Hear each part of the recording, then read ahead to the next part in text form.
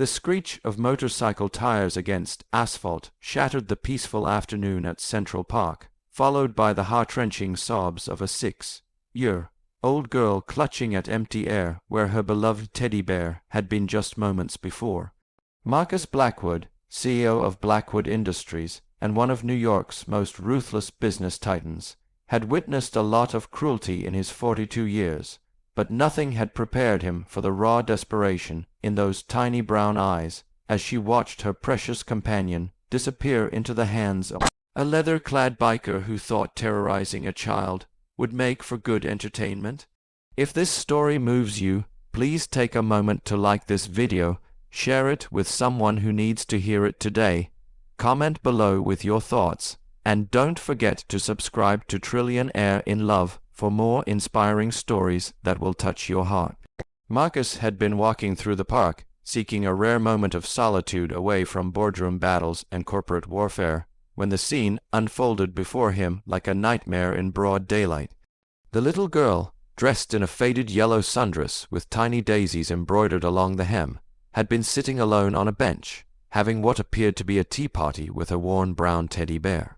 The bear looked old, well, loved, with one eye slightly loose and patches of fur missing from countless hugs and adventures. The biker, a mountain of a man with arms covered in tattoos and a sneer that spoke of years spent intimidating others, had roared up on his Harley-Davidson and spotted what he clearly saw as easy prey. Without warning, he'd snatched the bear from the girl's small hands, laughing as she immediately burst into tears and began pleading for its return. "Please, mister, that's Mr. Buttons. He's all I have left of my mama," the little girl cried, her voice breaking with each word. The desperation in her plea hit Marcus like a physical blow, awakening something protective and fierce within him that he hadn't felt in years. The biker revved his engine mockingly. "Well, ain't that sweet? Maybe you should have taken better care of your little friend here." He dangled the bear by one arm, and Marcus could see the child's world crumbling in real time. Marcus had built his empire by being calculating, strategic, and utterly ruthless when necessary. But in that moment, watching this hulking brute terrorize a defenseless child, all of his business acumen crystallized into one clear purpose. He stepped forward, his 6'2" frame filling out his perfectly tailored charcoal suit, his presence commanding even without a word spoken. "I think you have something that doesn't belong to you," Marcus said, his voice carrying the quiet authority that had intimidated Fortune 500 executives and made grown men reconsider their life choices. The biker turned, sizing up this well-dressed stranger who dared to interfere. "And who exactly are you supposed to be, pretty boy? Her daddy?" Marcus felt the weight of the little girl's hopeful gaze upon him. He could have simply offered to buy the bear back, thrown money at the problem as he did with most obstacles in his life. But something about the raw vulnerability of the situation, the pure evil of an adult targeting a child's most precious possession, demanded more than a financial transaction. "I'm someone who doesn't appreciate bullies, especially ones who pick on children," Marcus replied, taking another step closer. "You're going to give that bear back to its rightful owner, and then you're going to apologize to this little girl." The biker laughed, a harsh sound that echoed off the surrounding trees. "And what if I don't? What's a fancy suit like you gonna do about it?" This was the moment Marcus realized he was facing more than just a simple confrontation. The biker wasn't alone. 3 more motorcycles roared to life from behind a cluster of trees, and suddenly Marcus found himself outnumbered by a group of men who clearly saw violence as a first resort rather than a last one. The little girl pressed herself against the bench, her sobs intensifying as the situation escalated around her. Marcus had faced hostile takeovers, boardroom coups, and corporate assassinations that could destroy decades of work in a single afternoon. But none of those battles had prepared him for the primal fear of potentially failing someone so innocent and vulnerable. The weight of responsibility was crushing. This wasn't about profit margins or market share. This was about a little girl's broken heart and the sacred trust she had placed in a complete stranger to be her hero. The lead biker dismounted, flanked by his 3 companions, each one larger and more menacing than the last. Seems like you bit off more than you can chew, rich boy. Why don't you walk away while you still can, and pretend this never happened? But Marcus couldn't walk away. Not from those tear-filled brown eyes that looked at him with such desperate hope. Not from the memory of the child's voice breaking as she said the bear was all she had left of her mama. Something fundamental had shifted inside him the moment he'd chosen to step forward, and there was no going back now. The only person walking away empty-handed is going to be you, Marcus said, pulling out his phone. But first, let me make a call. The bikers exchanged glances, uncertain whether this was a bluff or something more serious. Marcus dialed a number he hadn't used in months, hoping beyond hope that old favors and older friendships might still carry weight. "Tommy, it's Marcus Blackwood. I need a favor, and I need it now." Tommy Rodriguez had grown up in Marcus's neighborhood before Marcus's business empire lifted him into a different world entirely. But Tommy had taken a different path, one that led him to become a highly respected detective with the NYPD. More importantly, Tommy had never forgotten the friendship they'd shared as kids, and he understood better than anyone the man Marcus had been before corporate success had hardened his heart. Within minutes, the distant sound of sirens began to filter through the park. The bikers' confident sneers began to waver as they realized this wasn't going to be the easy intimidation they'd planned. But the lead biker, perhaps driven by pride or stupidity, decided to make one last play. "You think your cop friends scare us?" he snarled, raising the teddy bear above his head. "Maybe this little toy needs to learn how to fly." That's when Marcus did something that surprised everyone, including himself. Instead of waiting for the police to arrive, instead of relying on authority figures or legal consequences, he stepped directly between the biker and the little girl, opening his arms to catch whatever came next. "If you want to destroy something innocent to make yourself feel powerful, you'll have to go through me first," Marcus said, his voice steady despite the adrenaline coursing through his veins. The biker hesitated, perhaps recognizing something in Marcus's eyes that went beyond mere wealth or privilege. This was a man who had fought his way to the top of a ruthless industry, who had survived corporate battles that would have destroyed weaker souls. The quiet confidence in his stance suggested someone who had faced down opponents far more dangerous than a handful of bullies with motorcycles. The sirens grew louder, and suddenly the park was filled with police officers, led by Detective Rodriguez himself. The bikers found themselves surrounded, their brief moment of power evaporating as quickly as it had begun. "Gentlemen," Detective Rodriguez said, his voice carrying the authority of law and order, "I hear you've been harassing children. That's not going to fly in my city." The lead biker, faced with the reality of arrest and prosecution, finally seemed to grasp the magnitude of his mistake. With visible reluctance, he lowered the teddy bear and held it out toward the little girl. But she was too frightened to approach, still pressed against the bench with tears streaming down her face. Marcus knelt down to her level, accepting the bear from the biker's reluctant hands. He examined it carefully, checking to make sure it hadn't been damaged during the ordeal, then gently offered it back to its rightful owner. "Here you go, sweetheart. Mr. Buttons is safe now."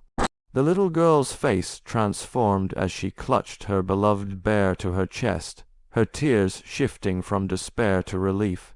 "Thank you, mister. Thank you so much." Mr.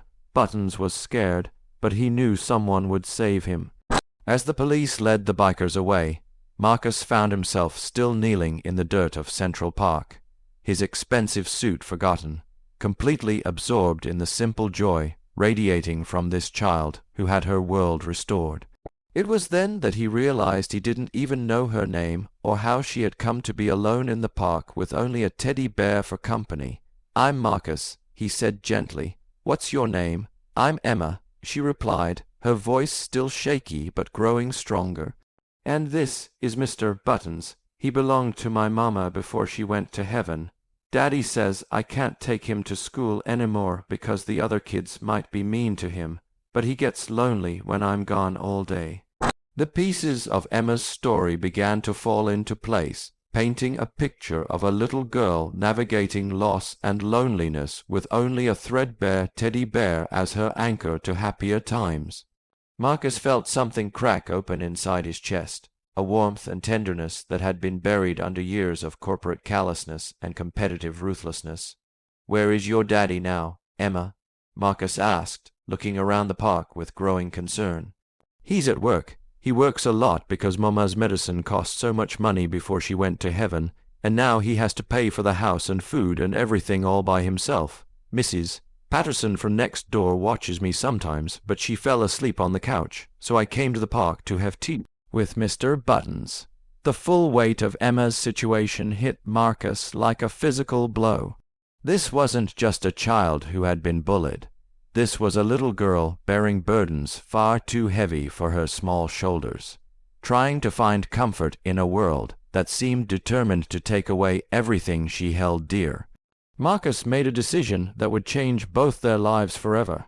"Emma, would you like me to call your daddy and let him know you're safe? And maybe we can figure out a way to make sure Mr. Buttons never has to worry about mean people again." Emma's eyes widened with hope. "You would do that, even though you don't know us? Sometimes the most important things we do are for people we've just met," Marcus said, surprising himself with the truth of those words. "Besides, Mr. Buttons and I have something in common now. We both care about keeping you safe." Over the next hour, Marcus waited with Emma until her father arrived. David Chen was a man worn thin by grief and financial stress, working 3 jobs to keep his daughter housed and fed while processing his own devastating loss. When he saw Marcus, in his expensive suit, sitting on a park bench, sharing animal crackers with Emma and Mr. Buttons, his first instinct was suspicion and worry. But as Marcus explained what had happened, as David saw the gentle way this stranger had protected his daughter and restored her most precious possession, something shifted between them. This wasn't about charity or pity. This was about one human being recognizing another's struggle and choosing to help. Marcus learned that David was a talented graphic designer who had been forced to take minimum-wage jobs because they offered the flexibility he needed to care for Emma. His wife Sarah had battled cancer for 3 years, and even with insurance, the medical bills had destroyed their savings and forced them into debt that seemed insurmountable. As the sun began to set over Central Park, Marcus found himself making an offer that surprised everyone, including himself. "David, I have a proposition. My company needs creative talent, and you have skills that could be valuable to us. What would you say to a position that pays well, offers excellent benefits, and includes on-site childcare?" David stared at him in disbelief. I don't understand. Why would you do this for people you just met?" Marcus looked down at Emma, who had fallen asleep against his shoulder with Mr. Buttons clutched securely in her arms. For the first time in years, he felt connected to something greater than profit margins and quarterly reports. Because sometimes life puts people in our path who remind us what really matters. Marcus said, "I built my company to create value, but I lost sight of the fact that the most valuable things can't be measured in dollars and cents." The following Monday, David started his new job at Blackwood Industries as Senior Creative Director, with a salary that finally allowed him to breathe financially and benefits that ensured Emma would never have to worry about medical bills again. But more than that, Marcus had arranged for a corporate daycare program that allowed David to have lunch with Emma every day, and yes, Mr. Buttons was welcome too. The transformation in Marcus's own life was just as dramatic. Meeting Emma had cracked open something in his heart that he'd thought was permanently sealed. He began to see his company not just as a machine for generating wealth, but as a vehicle for creating positive change in people's lives. He implemented programs for employees struggling with family crises, established a scholarship fund for children who had lost parents, and began to measure success not just in quarterly earnings, but in the lives his company touched. Emma became a regular fixture in Marcus's life, not as an obligation, but as a joy. She would visit his office after school, setting up elaborate tea parties for Mr. Buttons in the corner of his conference room while Marcus worked. She taught him about the importance of imagination, the power of unconditional love, and the courage that comes from protecting what matters most. One evening, 6 months after their first meeting, Emma looked up from a drawing she was making at Marcus's kitchen table. "Mr. Marcus, do you know why Mr. Buttons wasn't really scared when that mean man took him?" "Why's that, sweetheart?" "Because he knew you were there.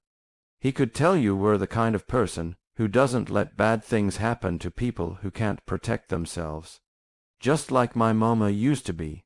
In that moment, Marcus understood that the little girl who had lost her most precious possession had actually given him something far more valuable in return.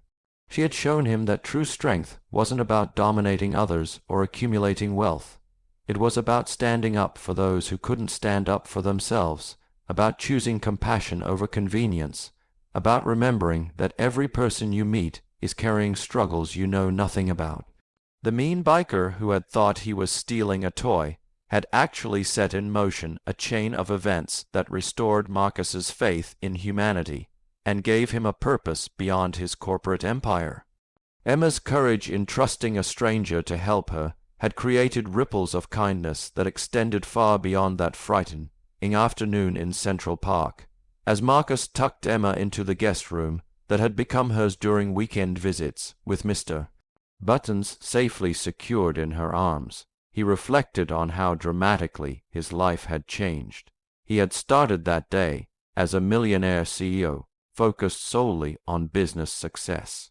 He ended it as something far more valuable, a protector, a friend, and a man who had remembered that the most important battles aren't fought in boardrooms, but in moments when someone needs a hero. The little girl who had lost her teddy bear had found not just a protector, but a family. The wealthy CEO who had thought he had everything discovered that he'd been missing the only things that truly mattered, and the worn brown bear named Mr. Buttons became the unlikely catalyst for a transformation that proved love and courage can triumph over any form of cruelty.